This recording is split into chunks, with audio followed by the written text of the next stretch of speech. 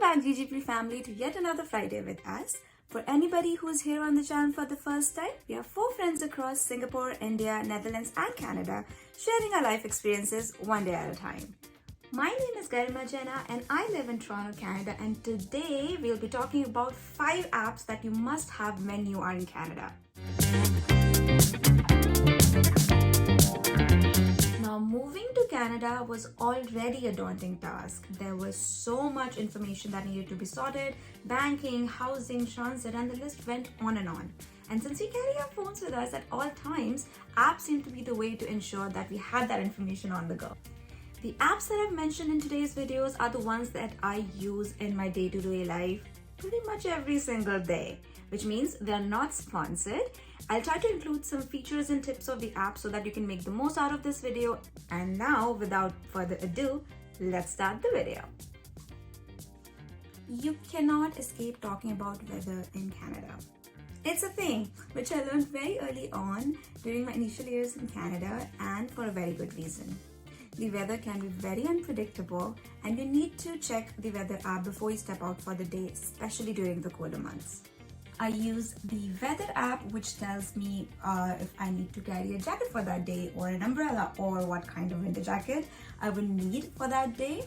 As you can see, it tells you the temperature, but what I'm looking for is the feels like temperature, because that does make a difference. I occasionally also check the wind speed if it's going to be a windy day, and look out for alerts for that day. Just to give you an example, a couple of days ago we had a thunderstorm warning, which meant if you could have avoided, you shouldn't have stepped out for that duration of the day. Next up is the ArriveCAN app. Now, all travelers that are entering Canada, whether by air, land or water, they need to fill out the ArriveCAN app 72 hours prior to entering the country. It is very straightforward to use, and you can also fill in the information for the people that are traveling with you. So you start off by first creating an account. Once you've created an account, it'll prompt you to put in your status in Canada, which can obviously be a permanent resident, study permit, work permit, and so on. Then you put in your mode of entry. I chose land for this example, and hence it prompted me to put in the port of entry. In case of a flight, it's going to ask you to put in the name of the airport and then the arrival date. Now, I have already updated my vaccination status, but if you're doing it for the first time, it should not take you that long. Once that is done, it prompts you to a bunch of COVID declaration questions. All in all, I would say this process takes about 15 minutes if you're doing it for the first time. Once done, it generates a QR code, which is linked to the document that you've uploaded, so that when you present your document to the border officials on the counter, immigration counter, they already are aware of the fact that you have completed the declaration. Next up is the transit app, and this one is an absolute lifesaver if you're going to be using public transportation in Canada. So that includes buses, streetcars, subway. This app will tell you what is the nearest bus stop, subway station, streetcar stop that's available to you, the routes that you're going to take, the names of the stops that you're going to have in between, the time it's going to take, if there's any alternate route, delays. Super helpful in the winter months. I don't get to use this app that much now in Toronto because I am already familiar with my stops and the timings and all, but I have relied so heavily on it during my college days. So definitely have this app on. In conjunction with this, let's talk about the Presto app. Now, obviously, if you're using public transportation, you need to pay for that public transportation. Students usually get a pass from the college, so they needn't worry, but for everyone else, you have a Presto card, which you can get from any of the convenience stores. But the Presto app is needed if you want to load funds into this card. It's a super easy process. All you need to do is first obviously purchase the recharge amount, and once done, you put this card at the back of your phone and hit load. That's it. This app is a little specific to Toronto. It's called the Ritual app, which is similar to the other food apps like Uber Eats, Skip the Dishes, and DoorDash in Canada.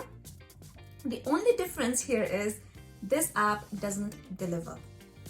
Yep, it doesn't deliver. You have to walk to these places to pick up your food, which means it will only take care of the restaurants in the locality that you live in, which helps you obviously explore the area. But fear not, if some other restaurant has caught your eye, you can always drive to that area and do a virtual pickup from there. What I really like about this app is the rewards and the loyalty points. You can, if you're ordering from the same restaurant over and over again, after a certain point, you can get some free meals. Certain restaurants, you get to collect bonus points, and once you have a set amount, you can get like $2 or $3 off your next meal. There is a piggyback option wherein you can collect the order of your friends and colleagues if they're in the same building, and you get additional points. Last one on my list are banking apps. I know, pretty obvious, but please make sure whichever bank you are banking in Canada, you have the mobile version of the app. It makes things so much more easier. You can send transfers directly, obviously, on your phone. You can download your direct deposit forms from the phone. You can even submit a check on your phone. It is super easy. And one tip, did you know if you were to contact your bank by the app, your wait times are lesser as compared to directly dialing that number? Now, these are some of the apps that I use, but there are plenty more that are good to keep handy on your phone. I'll try to put in some on the screen, but don't worry, you can always consult your friends, mentors, colleagues, or even us if you need specific information.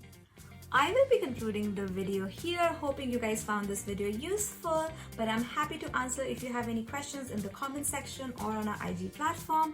Until then, have a fantastic weekend, and we will see you guys next week. Bye!